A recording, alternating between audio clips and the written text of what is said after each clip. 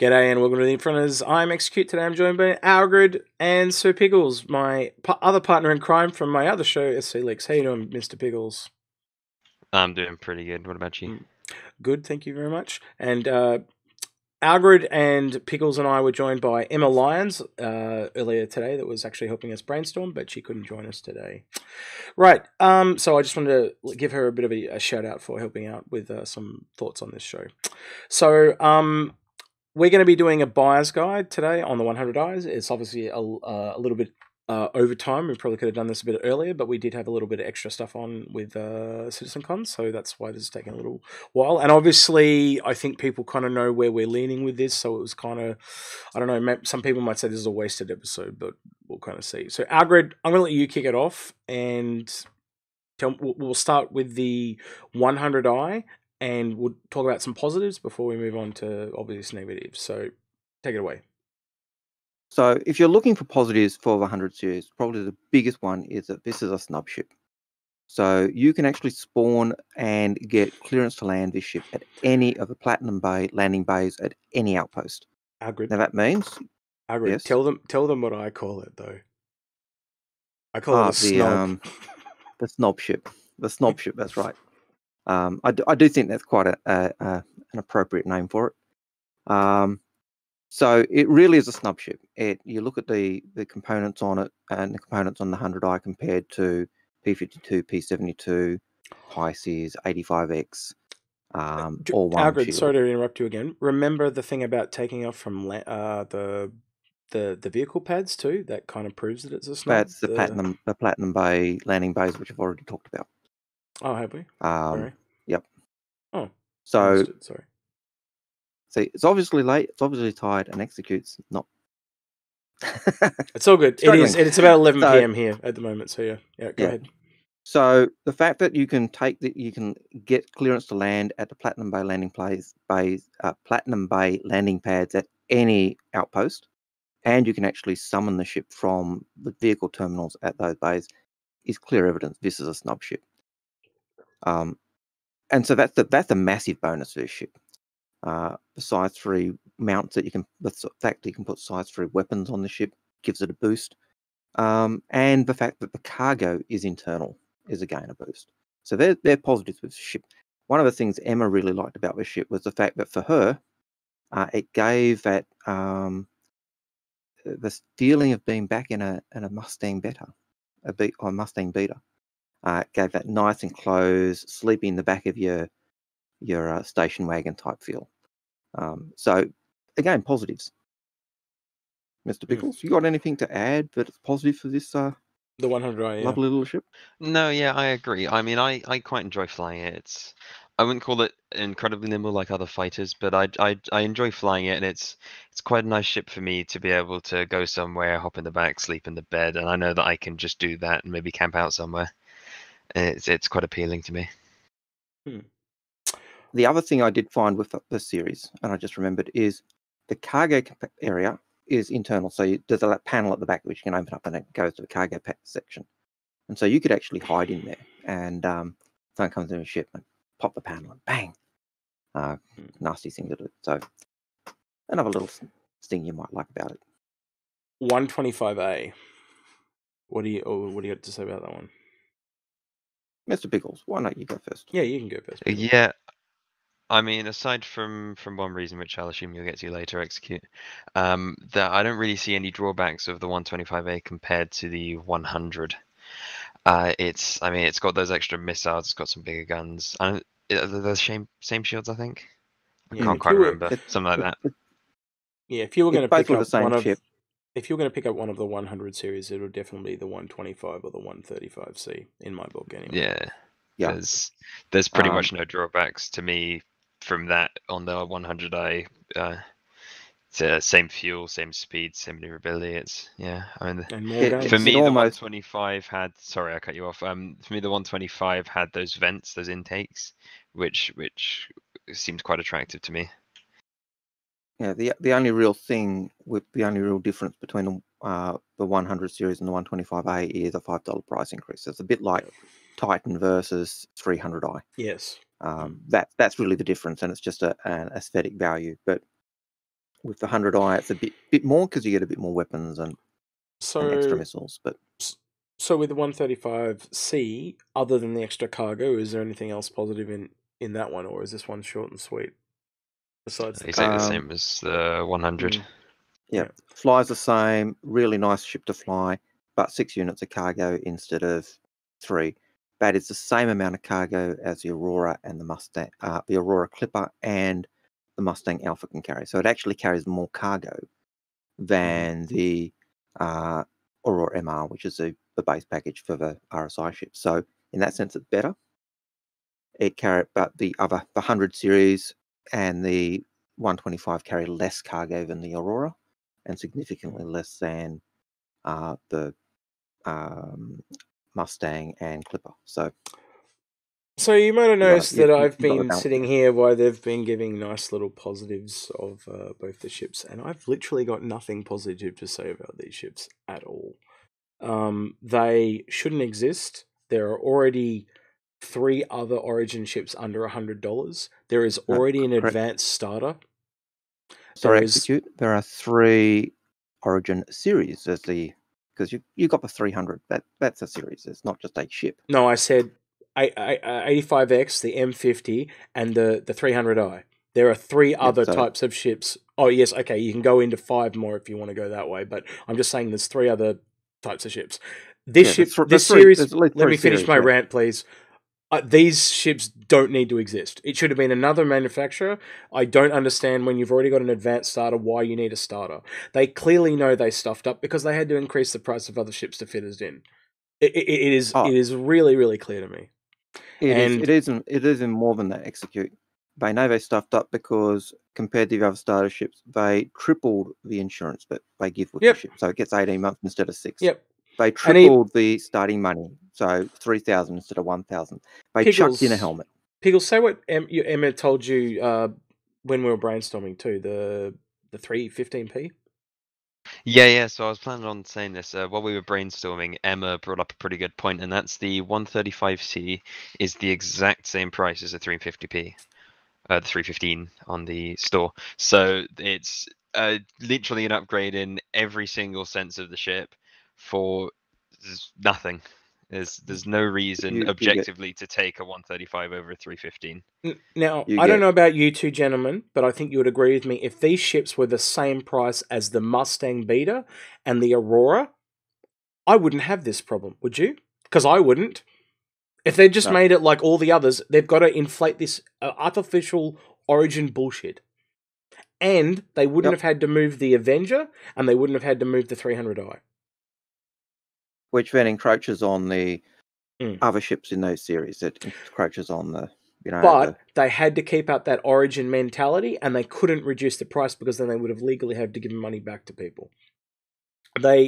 And the other thing, they didn't need to create the series anyway because, as you said earlier, they had the 85X, which was a snub. Mm-hmm. They had M50. They effectively have the M50, which is a step up from a snub, and they've got the 300 series, which is again a step up. As you said, there are now 4 Origin ships, 4 Origin series ships under $100. That's insane. And there's so much crossover. Like that 315p example is just, it's insane. There's just, I can't understand why you wouldn't get a 315p over a 125a. It just, it's a clusterfuck. I'm going to call it what it is. It's a clusterfuck. Better weapons on the 315. You get a utility mount on the 315 for a tractor beam. You get 12 units of cargo instead of 6. You've got the same. I believe they've even said that the 300 series gets the air intake system. So everything that they say that this series has, the 315 has in spades, and the 315 outclasses probably the best of the 100 series. So things like that air intake, Algrid, though, they are justifications for the price increase. And that's like, they didn't need that stuff. And does it really justify like essentially $15 more than Aurora LN price tag? No, it doesn't. It doesn't. But had they kept it to the same pricing, or I wouldn't be saying I wouldn't chucked be. it up by $5 and said it's got to be there and take, you'd have gone, oh yeah, okay, that's I cool. would have had positives to say if it was at the same price as an Aurora LN, and hell, even at $50, I'd have positive things to say. And, That's only it and the only thing- needs to be $5 more for that luxury. They are front end starters for after all. It doesn't need to be $15. $5 would have been plenty. And one of the things I saw on their website at one point, as they were talking about the 100i series being Origin's answer to or ship to compete with the Aurora and Mustang as starter ships. If you've got a ship competing as a starter ship, you keep it around the same price. Yes. But you look at the price to buy an Aurora MR, $30 or Piggles, $35. What have you got to say about this? Because you're very quiet. Speak the hell up. Because you're not going to be as annoyed as the rest of us. No, just the... Sorry? Well, I to be honest, I mean, I personally picked one up because I liked the look of it and I wanted one, and it was nice just as something to fly around in, and I didn't really follow it objectively. But I mean, if you're looking at something, yeah, from a financial point of view, It's just like, make it rain. Piggles is rich, everyone. Piggles is rich. From a financial point of view, or actually objectively looking at the facts, there's pretty much no reason to pick a 100 series over any other ship. Yeah, and if you're looking at a starter ship, you want to keep the starter ship the same price as a Mustang and Aurora. You don't want to jack it up $20. The second you jack the price up $20, it is no longer competing with those two starter ships. And then you've got to chuck things into it to try and give it that value to make it a better starter ship. Now, Emma also pointed another thing out. If you go to the start page, the very first ship you see is the 100i starter packs. Yeah. The 100i, the 125, the 135, followed by the other ones. Every other ship, every other time you look at a package in the store, cheapest to most expensive. Here we've got the most expensive starter ship, followed by the cheaper ones. That's not quite true. That's not quite true because last month they had the Titan packages there before they went up in price. So that's not entirely true. And the Titan one was before. At the moment. Yeah. Yes, it is at the moment. Yes, I will give you that. And so, if you're a new person looking in to buy the ship or buy a ship to a packet, the first ones you see of 100i, and you've actually got to go look at more packages to get the others to show up. So the only ones you first see are the 100i's at their inflated price. I do like the ship. It's a lovely ship to fly. But I've just thought of another positive. If it isn't picked up by many people, then you could normally say, actually, it's not a positive now I think about it, because you would normally turn around and say, oh, well, then maybe it will be rarer, so I will pick one up. But it's the starter ship, so anyone can go get it whenever they want in game. And I have a massive feeling that, like some other price changes we've seen, like in Buyers or Remorse episodes and stuff like that, I actually reckon when the game comes out and you come and buy this off the shelf and you put the disc in or whatever, you download it and you go to play the game, it'll be one of the first starters you can pick from. It won't have that luxury tax. And if you're buying in-game, like if you look to buy in-game, it has been stated that Origin ships do seem to be more expensive. Now, that might be something in terms of value that you look at if you're buying the more expensive ships, because to earn them in-game is going to be so much more. But even if this is double the value of an Aurora, $800,000 to buy 100i, it's still significantly easier to earn that in-game than it is to earn a 600i or an 890 or a Hammerhead or a Constellation. So even that thing that might make it seem a little bit easier to buy it now rather than buy in-game, it's still quick to earn in-game. It is a frustration. Yeah, it is. So closing thoughts. I think I'll wrap it up. It's short and sweet. I think you kind of knew where we were going to stand on this, but I think we need to do an official stance anyway. So, Piggles, what's your kind of closing remarks on the ship series as a whole? Well, I mean, it's a nice looking ship. It's a lot lower. It's a lot slicker. It looks fast, just sat still. I mean, I personally, for me, it's to pick it up if you want it, but there's no real objective reason for it. I don't know if you guys agree with that. No, I do. I agree. It's for me, it's an earning game, or if you do want to pick it up and try it out, just have an exit strategy, or, as our usual mantra is, don't buy ships under $200, but those of you that have followed the channel for a while, they know it's a little bit more involved than that, but you get what I'm trying to say. Algrid. Same idea. I think part of our problem is that when a lot of these new ships came out, we've gone, oh, doesn't matter about the price, it's an LTI token. And so we didn't really pay attention to the price of the ships. We've just then, oh yeah, 100i LTI token, yeah, I'll pay the $50 because I want to buy that $400 ship that's not got LTI. Yeah. Bang. And I think that's been our undoing. And we've done it. We did it with the P52, the P72, the 85X, the Pi. It probably now we've done it with this. So what you're saying is it probably sold really well initially. Because people wanted it as an LTI token. I'd agree. But as a ship that's got value, it is a nice ship to fly. It does have a value over the Aurora and the Mustang because it's got internal cargo. So it trumps them in that area. But if you're after a ship that, say, can act as a taxi, carry cargo, the Pisces is actually a better value ship. It's cheaper. And the only thing it doesn't have is a bed. You're paying more money to get the bed. That's it. It doesn't make sense. So my view is don't get it.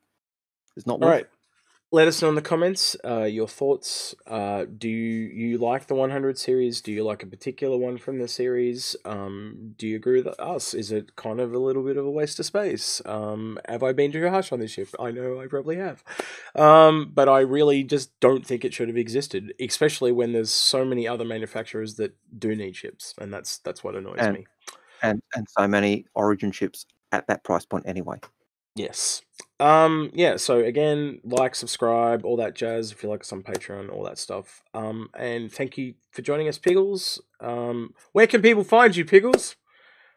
Nowhere. SC Oh yeah, YouTube. SC Leaks. Yeah, SC Leaks on the Discord, or you can find him on the YouTube channel, which is YouTube/C/Star-Citizen Leaks. All right, we'll catch you guys in the next one. Take care, God bless, and be well.